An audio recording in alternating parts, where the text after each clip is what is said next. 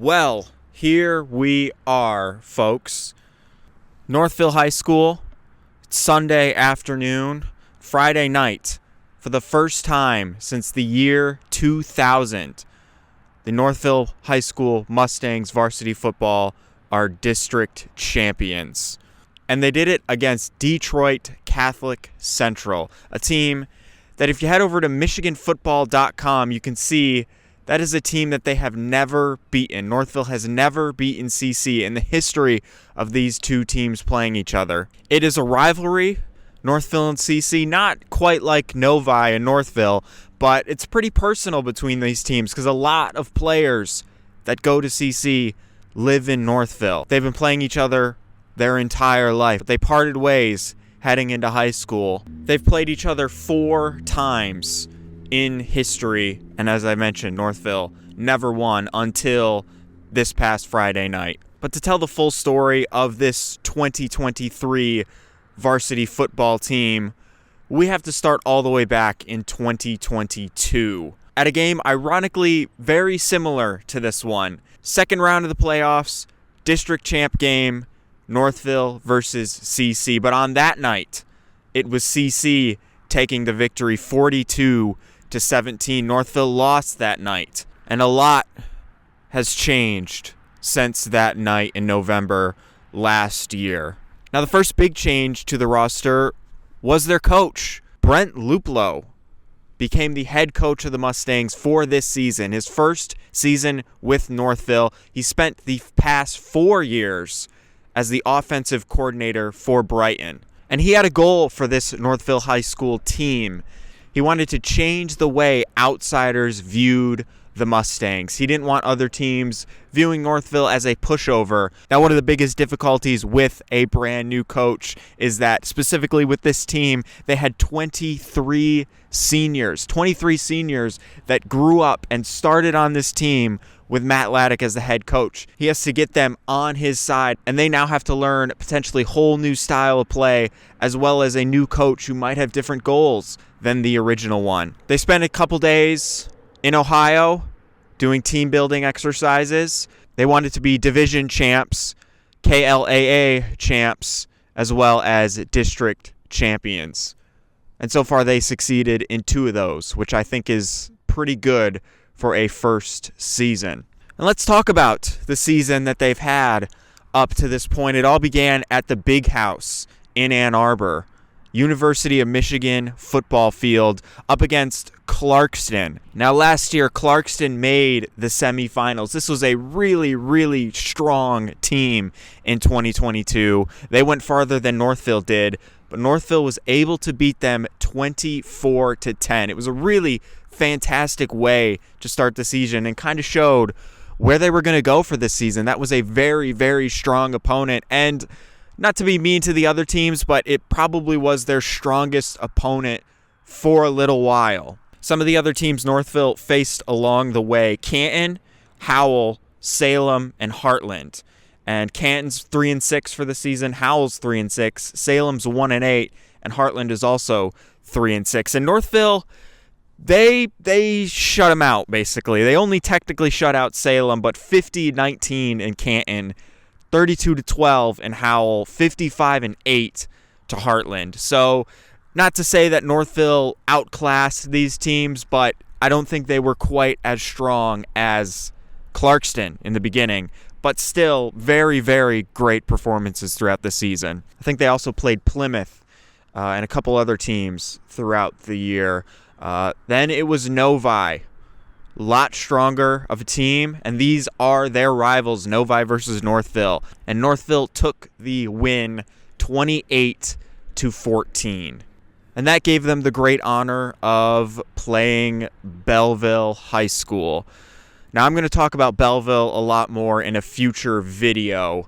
That is a whole different team. They have a machine over there, and they crushed Northville 42-0. Belleville have not lost a game since 2021. They went undefeated in 2022, and they have been undefeated so far in this season. Like I said, I'm going to talk about Belleville in a future video. But that game, to me, being in the stands, that was an incredible experience. Maybe not incredibly good, but it is something that I had never seen before. Northville get shut out. They were both 8-0 at that point in the season. And there was a lot of questions after that game. Would Northville be able to recover? They've played so well. They played so well throughout the season, and then to have a loss like that when it comes playoff times, how are they going to play? Are they going to be able to recover from that?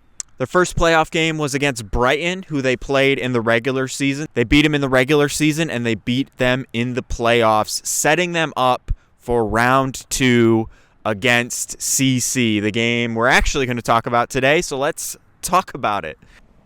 So Northville versus CC 2023, the 5th time these teams had gone up against each other in the history of their football programs. And to me, these teams were pretty evenly matched. It seemed like there was a lot of back and forth going on. Their defense, both defenses were really, really strong. Northville got a field goal in the first quarter, and that was the only point scored in the first quarter. In the second quarter, they scored a touchdown. Then CC got a field goal. And like I said, with back and forth, it wasn't always good. There was a point in the second quarter where CC fumbled the ball, lost it to Northville, and then Northville went around and immediately fumbled it back to CC. The big highlight in the second quarter was for Northville when number 1, Colin Charles, one of the best players on the team certainly, ran a touchdown from the kick, CC's kick, to begin the play, ran it all the way back to the end zone and scored the first touchdown of the game. Incredible, incredible play. He also got, I think, an 81-yard touchdown against Brighton the week before. Not anything unusual for him, though. He's been very great about getting touchdowns like that this season. Heading into the halftime, it was Northville 10, CC 3. And being in the crowd, I felt pretty good about what was going on so far. I felt like Northville was playing really well, but as I said, it was so close. One slip off and CC would be all over them, and that is kind of what happened in the third quarter. Felt like the atmosphere in the crowd changed a lot because Northville kind of let one get away. There was a moment in the third quarter where it kind of looked like everyone thought they had made the tackle, but then number 21 on the CC side, he was still up, and he just kept running. And all the guys on Northville were on the ground. I think number 3 tried to get him, made a great effort trying to get him, but couldn't do it. And that was CC's first touchdown of the game, which inevitably tied them up 10-10. And then later in the third quarter, Northville supposedly missed a field goal, which I was in the stands. Looked like he made it, but I guess I wasn't the guy. The refs disagree. So that set up a tied game heading into the fourth quarter, and it was stressful, It was stressful being in the audience. I can't imagine how the players felt like this, especially because CC started off the fourth quarter with another touchdown. This time it was number 82 on the CC side, making the run, kind of unguarded by everyone, making the run and making it 10-17. Things were not looking great. It was a very, very stressful time, I think, for everybody, unless you were on the CC side. Less than 4 minutes left in the game. Northville clutches with a touchdown. Number 12, Nick Hellner, another great player. He actually has my favorite touchdown of the season back in the Clarkston game, where he got out of the end zone and then had to jump back in, putting it back at 17-17. And then truly the greatest moment of the game, Graham Gilmartin catching a fumble from CC with less than a minute in the game left. And then number 5, Evan Deek, running it into the end zone on the next play. And a touchdown for Northville, 24-17. And that was game. So close to having it go into overtime. Coach Luplow even said he was preparing to have to go into overtime. What was he going to do in overtime? That's one thing Northville has not yet seen this season, was overtime. But they didn't have to, and they beat CC for the first time in history. An incredible night, something that I had never seen, There's a plane coming over. Something that no one in Northville has ever seen up to this point. Beating CC in varsity football. So cool. Incredible season I've had so far watching this team. This is a very special senior class. That's what they all say in some of the interviews that they've done. And that is basically proven up to this point, you know? Now, I've talked a lot about the season and I've talked about the coach. Let's talk about some of the players that did a great job in this game and throughout the whole season. Now, I should mention, I don't have a lot of highlights yet. This game was just last Friday. There's some highlight videos that have come out, so I'm kind of just basing it off my notes, which I have right now, which I didn't take them in the stands, so it's just kind of off of memory. I'll do my best to highlight any other senior or any other player that I don't mention in the next video, because there will probably be another video about Northville. There's still at least one more game left to go. But on the defensive side, no shock here, number 0, Drew Rankin. He's been great all season. Brought down a couple of the CC people in very, very critical moments. Number 3, Christian Friedel. I believe that's how you pronounce it. Number 3, as I said, also very, very critical in a lot of cases, bringing down CC people. Came so close a couple times to blocking those touchdowns. Number 53, Graham Gilmartin. He's one of the captains. So is Drew Rankin. Caught that fumble from CC. That's what won them the game. So that was probably the most important moment of the game. And then number 32, Sonny Rentz. No shock there either. The kicker, I don't really think he missed that field goal, honestly, but what can I say? I was in the stands, not on the field. And he technically scored the last points of the game because he made the extra point to bring it up to 24. The offensive side, I already mentioned number 1, Colin Charles, incredible touchdown in second quarter. Isaac Pace, their quarterback, he actually said in an interview afterwards that the offense couldn't get anything going in the beginning, and it was a real struggle in the first half of the game, which is true. You know, they only got 1 touchdown in the first half. I think CC had a strong defense as well.